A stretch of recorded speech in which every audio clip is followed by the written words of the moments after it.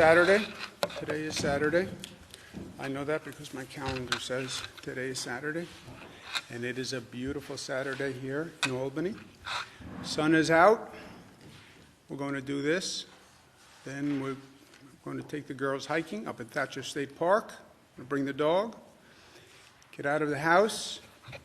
Hike until they are fatigued and exhausted, because exhaustion is our friend. Total hospitalizations, down again. If you look at that overall curve, that is the mountain, little perspective. We are back where we were 21 days ago. 21 days of hell, but we're back to where we were. What we need to find out is when we will be back to the point where only several hundred people showed up at the hospitals every day with the COVID infection.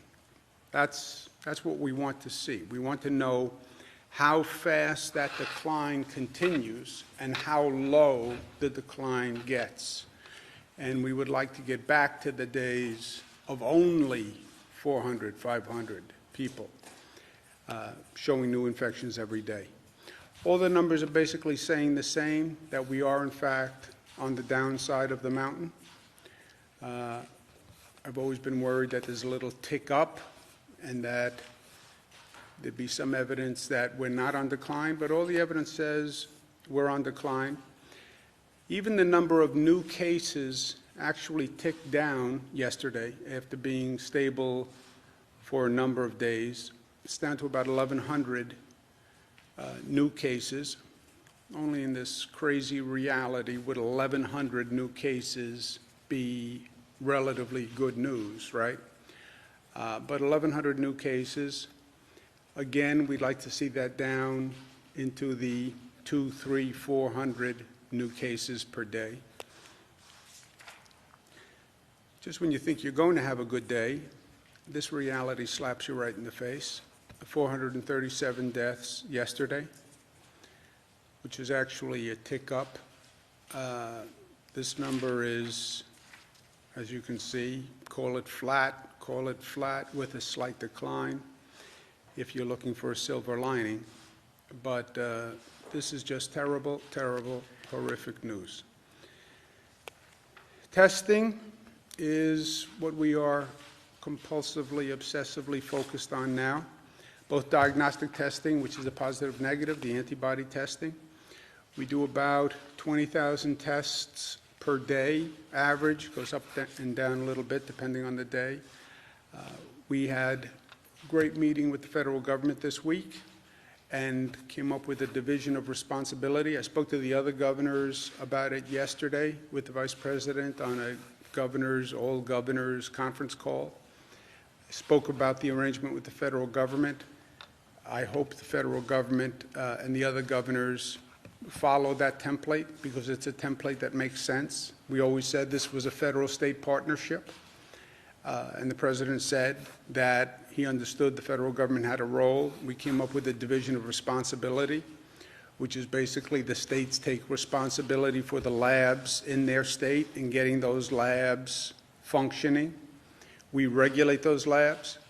And the federal government would take the responsibility of making sure the national manufacturers had the tests, the reagents, the vials, the swabs, all the equipment that the national manufacturer needs to be able to send to our labs so our labs can actually function. Our labs have these highly sophisticated machines that they bought from national manufacturers. But the machine requires the test kit and the reagents specifically for that machine. It's like you buy a printer from a company for your computer, like a color printer, but the printer requires cartridges from that company. You can have a fancy printer, but if you can't get the replacement cartridges, that printer is a paperweight, right? So we need the national manufacturers to have the reagents, the test kits, and that's what the federal government is doing. But it's working here in New York, so we're seeing the number of tests increase, and we want to get it stabilized and up. New York State is already doing more tests than anyone, because we did get into this first. We were aggressive. We were pushing the line. So we're actually doing more tests per capita than any country around the world, let alone any state in the United States. As we're increasing the capacity of the labs, okay, so now our 300 labs are getting more equipment, more supplies, they can do more tests. Now we need more collection mechanisms, more places to collect the test data so they can send it to the labs, right? It goes collection, then send those samples to the labs run those samples, get the results back to the people. We have boosted the lab capacity to an extent where we need more collection sites now. So where do you get collection sites? We're going to authorize all the independent pharmacists in the state to be collection sites for testing. I assume, and my guess, and my educated guess, is that independent pharmacists will take us up on this. And there are 5,000 pharmacies in New York State. Some of them have already been doing it, some of the larger national chains, but if your local drugstore can now become a collection site, people could go to their local drugstore. There are about 5,000 in New York. They would be collection sites that would quickly ramp up our collection capacity. So we're doing that. And since we now have more collection sites, more testing capacity, we can open up the eligibility for those tests, right? We had a protocol with eligibility. Not everybody could get a test. And that's been a big complaint across the board. Everybody wants a test, and they couldn't get tests because we had a tight screen on the eligibility because we had a limited capacity to test. As you increase the capacity to test, you can increase the eligibility. And first responders, healthcare workers, and essential employees. Why? Because these people have been carrying the load, and they have been subjected to the public all during this crisis, and because they're public-facing, right? These are the people who you interact with. You get on a bus, this is the bus driver. You get in a subway car, this is the subway conductor. You are interacting with government, these are the people who you're interacting with. If they're infected, they could possibly spread it to a large number of people. So we're dramatically increasing the capacity with these groups. What are first responders? Firefighters, paramedics, EMTs, police officers, state, local, county, sheriffs, etc. Also correction parole officers, probation officers, people who are in the prisons. They can now go to the increased number of collection sites in the state. They're eligible to get a test. Healthcare workers, broad definition, direct care providers, healthcare practitioners, medical specialists, occupational therapists, psychologists, psychiatrists, residential care program managers. So if you're working in a residential facility, mental health facility, etc., community group residents, you're now able to get a test. And quote-unquote essential workers. Essential workers are the people who've been keeping everything running. You know, when we say we closed down the economy, we didn't really close down the economy, right? We closed down the economy relative to what the economy was doing. But you still go to the store and buy groceries. Your lights are still on, right? Someone is picking up the garbage in front of your house. So those essential workers have been functioning all along. And these essential workers, and God bless them, we want to make sure they are now eligible for tests, again, because they've been working all along, they've been exposed, and also because when you go in to the dry cleaner, this is the person on the other side of the counter who's interacting with dozens of people a day. So we want to make sure those people get tested. As we continue to develop our testing capacity, and the labs are coming up to scale, the collection sites are opening, the more testing we have, the more we will open eligibility. Hopefully, one day we get to the point where anybody who wants a test can walk in and get a test, right? That was the dream. But we found out quickly that we couldn't do that. You have 19 million people in the state. So we had to prioritize. We're still prioritizing, but we're opening up that prioritization. The more capacity, the more tests, the more we'll open the eligibility criteria. We're also focusing on our healthcare workers and first responders. We're doing antibody testing for our frontline healthcare workers, and we're starting today, coming up to scale with 4 facilities in downstate New York. Obviously, downstate New York handled the bulk of the cases, not just in this state, but in this nation. So we're going to those hospitals that had a large number of COVID cases come in, and we're doing antibody testing there as quickly as we can and to the largest scale that we can.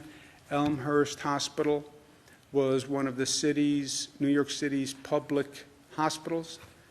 When we talk about hospitals downstate, there are about 100 hospitals. About 11 of the 100 are what's called public hospitals. New York City runs them as part of their Health and Hospitals Corporation. Those public hospitals really saw a large number of people, and they were under stress. And they were under stress, frankly, even before the COVID situation. But Elmhurst Hospital, which made national news for the number of cases they were handling, Bellevue, Montefiore, SUNY Downstate is now running a COVID-only hospital. So everybody in that hospital is a COVID patient. And you want to talk about God's work, that's where it's happening. We want to get them the antibody testing. And we're also going to do significant antibody testing in downstate New York with those frontline transit workers also. People who've been working for the MTA, they're Transit Workers Union, TWU members. They've kept the city operational. You need those buses and you need those subways. If you want to have the hospitals running, if you want to have the grocery stores running, those employees have to be able to get to work. And the MTA, the buses, the subways, they did that for us. God bless them, the MTA and transit workers. And then the police, the first responders who are out there because we have to be safe.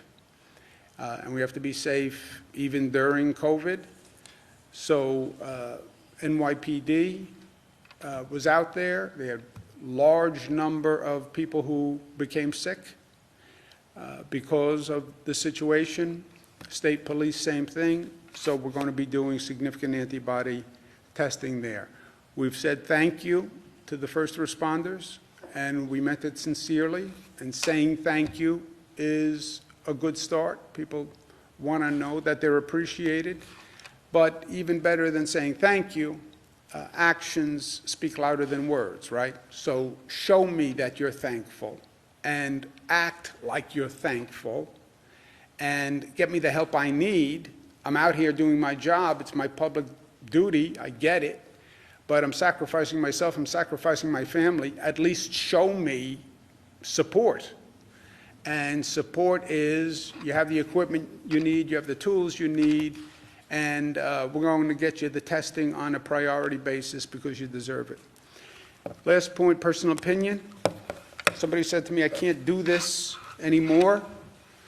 People are feeling the stress on a number of levels. They're not getting a paycheck. Their life is on hold. Is my business going to come back? Do I have a job at the end of this? My whole life has been disoriented. I can't take it anymore. I get it. I really do fundamentally get it. This has been a god-awful situation on many, many levels. And many people, I'm sure, are saying this in their own way. So who said it to me is not important. But it was one of my daughters. So I won't tell you which one, though, just to protect privacy. I get the feeling. Today is day 56. It's been 56 long days. Generations are called upon to deal with high levels of difficulty. We are called upon to deal with this crisis. Day 56. 1918 pandemic went on for 2 years. We're in day 56. World War I went on for 4 years. The Great Depression went on for 4 years. You want to talk about economic anxiety. You want to talk about people losing homes, not being able to feed themselves, people living in camps, people living in cars. World War II, 6 years. Vietnam War, that intensity every night to have to hear about the tragedies. Went on for 8 years. I get 56 days is a long time.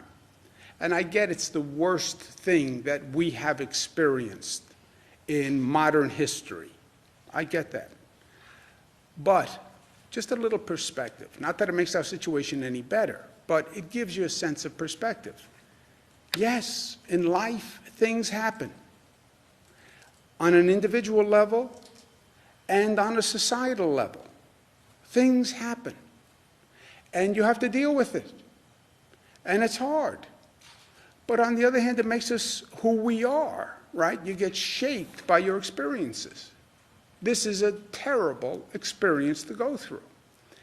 But we will manage it, we will handle it, and we will be the better for it. 56 days, all this inconvenience. Yeah, think of it this way. What you're doing is actually saving lives. That's not rhetorical. That's not overly dramatic. You are saving lives. What we have done here has saved lives. Every expert, CDC, White House Task Force, Cornell University, Columbia University, McKinsey, the group that Bill Gates funded, every one of them projected that there would be at least 100,000 more serious infections in the state of New York. 100,000 more serious infections, more hospitalizations. What happened? We did what we had to do, which was hard and is hard. Well, what did we accomplish? 100,000 fewer serious infections. That's what 56 days of our relative living through hell has accomplished. And that is a heck of an accomplishment. So yes, it's not for naught. 100,000 fewer infections. And look, life is better than death, even if it is not your own. A.J. Parkinson. Even if you're 22 and you're 25 and you're strong and you're healthy and you say, well, you know what, even if I get coronavirus, it's not going to affect me because it doesn't affect the young. With a little caveat there, except when it does, and your life might have been the one that it did affect. But even if you're right, I'm 22, I'm 25, I would have been just fine. Yeah, but who could you have infected? And maybe they weren't going to be fine because they weren't 22 and they weren't 25, because they were 65 and because they had diabetes or they had hypertension or they had an underlying heart condition or because they were recovering from cancer and a cancer operation, and you infect that person and that person dies because you got infected. That's the reality of what we're dealing with. 56 days of pain. Yes. Yes, relative to the past and what other societies have gone through. Bad, but not the worst that people have gone through. What did we accomplish? 100,000 fewer infections in the state of New York. And we actually saved lives. That's what we did, and that's what we're doing, and that is inarguable. Personal opinion is, I believe everything we did was worth it. People can argue that point, but that is what we did. And for me, that is a heck of an accomplishment, and one to feel good about, and one which New Yorkers will be proud of, because it is what New York is about, which is being tough and being smart and disciplined and unified and loving. So maybe the life you saved is not your own. Okay, you still saved a life. And that's not a bad way to spend one day or 56 days. Questions? Governor, you've mentioned over the past week that we may take a regional approach in New York State to reopening things, but does that not undermine the tri-state plus approach of coordinating with the other states to reopen things when one state in itself may take various approaches? Good question, and you're right. That's why it has to be balanced with the tri-state approach. Tri-state approach with, then expanded to the other states, right? We have 7 states. Understanding the individuality of a region within that context. So you can look at one region. You can look at the North Country, Central New York, and say, well, look, on our numbers, we are okay. Okay, on your numbers as a region. But people have cars, and people are mobile, and people have been cooped up, and whatever you do, you could trigger a reaction in that tri-state area. And you could see people from across that tri-state area come to your region because you are now the place that I can get a haircut. You are now the place that I can walk down Main Street and I can go in and get an ice cream cone and I can have the kids go in and shop. Yeah, so that's the balance to all of this. And that's what we're working through. That's not something that's really been figured out yet, correct? We haven't had 14 days of consecutive down. That's exactly right. The whole discussion is premature, but it's something we are working through right now. We're working with the state coalition. We're working with regional coalitions. And we will marry the two. If not marry them, they'll be engaged for a period of time. And just to further punctuate that point, we started meeting with our multi-state partners at the very beginning of last week, and one of the founding principles that we laid out between the states is the importance of the border states. There was an understanding, everybody's acknowledging that everyone has regional differences within their own states, and so, for example, trying to align as closely as possible between upstate New York with Massachusetts, the southern tier to Pennsylvania, and then really honing in the tri-state area with New Jersey and Connecticut. And again, it won't necessarily work out that it all aligns perfectly, but that was one of the major principles that we set out early on with our partners, is that sensitivity to the regions on the borders. Do you still imagine that being a plan that you'll unveil kind of in a formal way? We're working towards trying to come to a consensus on principles, but there is an acknowledgement within the states that everyone is going to be on their own timeline. The major goal is to not undermine one another's success in dealing with the infection rates within the states. But is there a timeline on when we No, might see there's no that? timeline yet.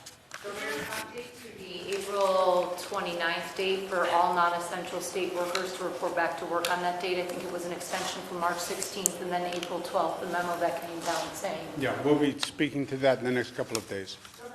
Just a quick clarification. The tests at the pharmacies will be diagnostic tests, positive, negative, not antibody tests. And those will be conducted at the pharmacy? Yes. Not just collected there?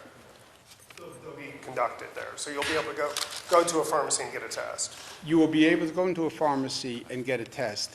The parlance is the sample will be collected at the pharmacy. The pharmacy then sends it to a lab. The lab conducts the test. So the labs conduct, the pharmacy collects in this new terminology. Question, just in terms of what we're seeing in terms of new infections, it's been 5 weeks since the New York on pause order took effect. Yesterday we saw 8,000 new cases. Presumably that's because of heightened testing. But then we're also seeing like 1,300 people come into the hospital. Do we have any demographics, any research on who is getting infected? Are these essential workers? Are these people that are being infected by family members? Are they people that are being infected in communities? Do we know where people are getting sick if people are staying home? We know on the hospitalization data, you know how many people come into a hospital, you know what hospital they go into, and where that hospital is. I don't know if you have demographic data. Do we get on the herd data, do we get demographics? We don't have broad demographic data. We basically have locations based upon where they are hospitalized. So we don't know where they're getting sick, I guess, is the question. No, you know what hospital they're going into. Assuming the hospital they're going into is located near where they live, but you don't know where they're getting sick. No, but they don't know where they're getting sick either. By the way, you know, somebody walks into a hospital, you say, "Where did you contact the virus?" They're not going to be able to answer. Eventually, we will have that data. It's aggregated now, so we can do it in real time, so we can present to the public every day the hospitalizations and things like that. Patient data gets submitted on a much greater lag, but for us it was who's going to the hospital now, what is those percentages, so we can monitor the infection in real time. The patient-specific data, which has more of the demographic data, comes in but much more slowly, so that's going to be a much more retrospective look, but we were trying to monitor in real time hospital capacity issues, intubation issues, ICU issues, so we looked for just the raw numbers. We have to believe that there is kind of widespread community spread still going on, right? This is why the contact tracing that we're going to do is going to be so helpful. Because when we start to talk to individuals, we're going to learn a lot about who they were exposed to. Perhaps someone they were exposed to is in the hospital. We're going to get a lot more information, and that's why that's so important. It seems like many of these nursing homes before the pandemic had problems with staffing and poor quality care. Do you think the Department of Health did enough leading up to this pandemic to ensure that they were providing quality care and had enough staff?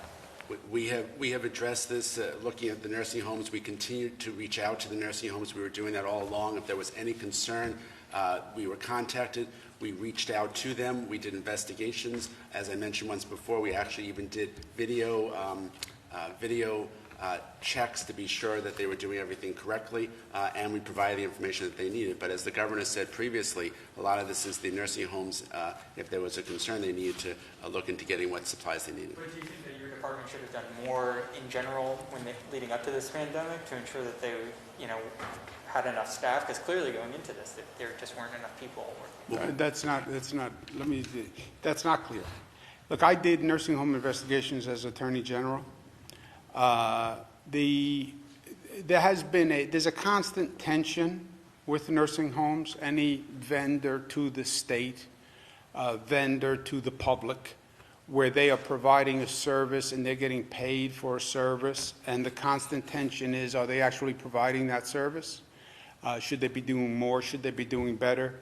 As Attorney General, we also did video cameras in patients' rooms to see hidden video cameras. How many times was the staff coming in? Was the staff doing what they were supposed to do? Were they turning the patient, et cetera?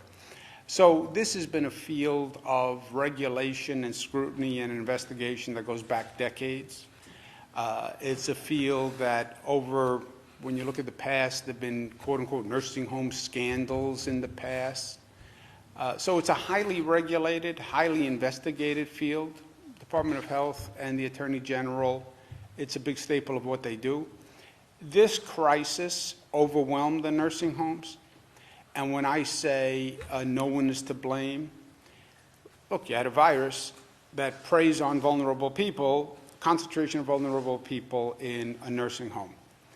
But the regulations still apply, right? Even though you're in the middle of a global pandemic, the regulations still apply.